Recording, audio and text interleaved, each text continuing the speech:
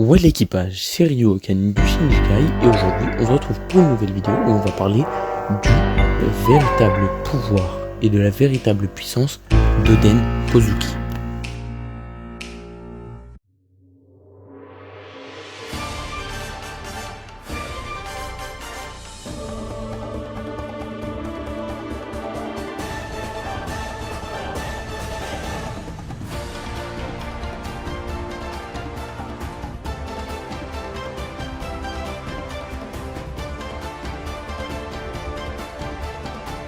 Le 19 novembre 2021, naquit un équipage pirate du nom de Shinjikai. Ils se lancèrent sur la route de YouTube afin de devenir le plus grand équipage du monde. Au fil des conquêtes, des alliances et du temps, cet équipage a gagné en membres jusqu'à arriver aujourd'hui aux 700 Nakama. Leur objectif, les 1000 Nakama. Pour cela, le Shinjikai a besoin de votre aide, à tous. Abonnez-vous et partagez donc à tous vos potes afin de faire grandir cet équipage et de réaliser notre rêve. Merci pour tout votre soutien. Oden Kozuki, ancien daimyo de Kuri, ayant rallié tous les membres de cette région à sa cause, membres étant des brigands notoires et surtout ayant réussi à vaincre le chef de ces brigands, Ashura Doji, possédant un réel niveau exceptionnel à ce moment-là de l'œuvre. Ashura Doji étant l'un des plus puissants membres des Fourreaux Rouges, se sera fait battre à plate couture par la puissance exceptionnelle de Oden Kozuki, maîtrisant la technique à deux sabres du Nitoryu et pouvant même procéder à un revêtement incroyable du haki de l'armement. Celui-ci poursuivra son aventure en ralliant bien d'autres personnes. Cette alliance mènera donc à la naissance des 9 Fourreaux Rouges. Les 9 Fourreaux Rouges, on connaît tous leur puissance, ils sont trop forts, mais ils ont un chef bien plus puissant que ça. Les gars, les 9 Fourreaux Rouges, ils sont à la botte d'Oden Kozuki. Et Oden Kozuki, sa puissance donc. Après avoir rallié les 9 Fourreaux Rouges, il va faire quoi? Il va attendre que des pirates ils arrivent, et il va voir Barbe Blanche, et il va rivaliser avec lui. Bon, Barbe Blanche, on le sait tous très bien. S'il y a un problème, on sait tous très bien que Barbe Blanche est bien plus puissant qu'Oden Kozuki, il n'y a pas de souci sur ça. Mais, n'empêche qu'il a rivalisé quelques secondes, c'est un exploit, avec l'homme le plus fort du monde. Après ça, il va rejoindre l'équipage de l'homme le plus fort du monde et rencontrer l'homme le plus extraordinaire du monde et l'homme le plus fort du monde à ce moment du manga et même du verse de One Piece, Goldie Roger. Il va réussir c'est un exploit les gars, vous allez dire ouais c'est éclaté. Il va réussir à survivre après un coup de Roger. Après ça, il va faire l'aventure avec Roger, il va avoir le One Piece tout court, il va découvrir le One Piece, c'est plutôt cool dans un palmarès.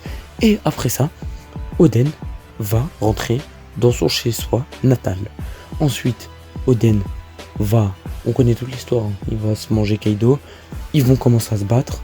Oden, donc on va le dire tout de suite, Kaido n'a pas un niveau Yonko confirmé au moment où Oden se bat contre Kaido, c'est simple.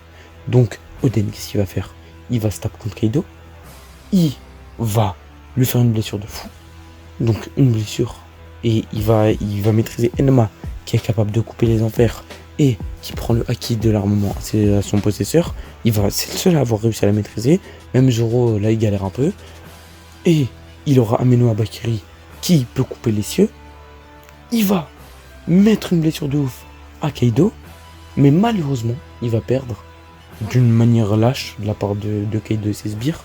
Parce que c'est la vieille Kurozomi, là, qui va lui montrer Momonosuke. Et du coup, il va se déconcentrer.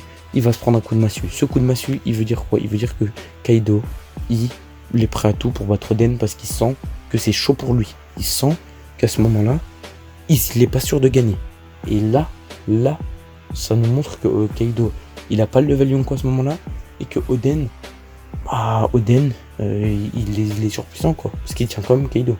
Ensuite, donc, il va se faire emprisonner. Il va tenir l'heure dans un truc bouillant, dans le truc bouillant là, et il va mourir en disant tel les propres, bouillir tel le propre du Oden. Voilà, c'est une mort incroyable. Bref, du coup, la réelle puissance de Oden, je vais vous la dire tout de suite. Bah, on sait pas. C'est bien ça le problème, on sait pas. Les gars, même, je pense que même Oda, il s'est passé quoi la réelle puissance d'Oden. Parce que Oden, Kaido, il avait pas le level Yonko confirmé. Du coup, on peut pas savoir si Oden, il a le level Yonko confirmé. Ensuite, là, on parle bien d'un Kaido qui se tapait contre Moria. Hein. Donc, si Kaido avait le level Yonko, il aurait... Bon, on va faire un truc simple. Barbe Blanche contre Moria, voilà.